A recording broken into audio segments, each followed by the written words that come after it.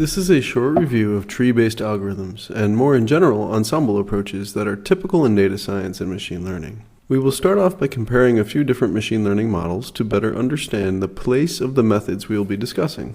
We will discuss ensemble modeling terminology, and we will go through a worked example using the Avail churn data.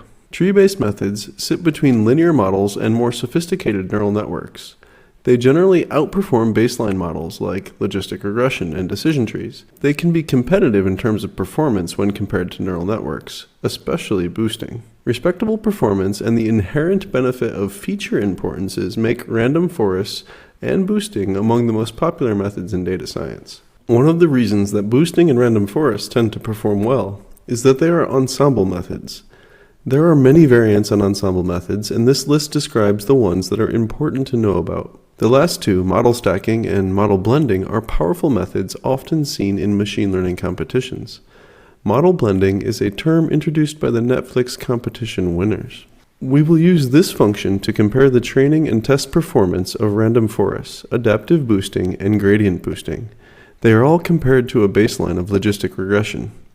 Note how we pass the parameters as a dictionary for each estimator. A grid search could be included in a comparison like this to further improve the performances. The best parameters would be unpacked with the same double asterisk notation.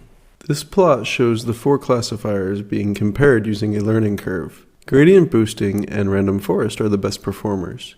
These results are pretty typical for a comparison of these four classifiers. The Y-scale is identical to facilitate comparison. This is some example code that can be used to plot feature importances. We use a horizontal bar plot and we sort the features, but they may be visualized in other ways.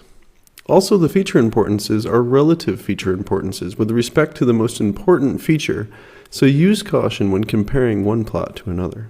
The feature importances here make sense.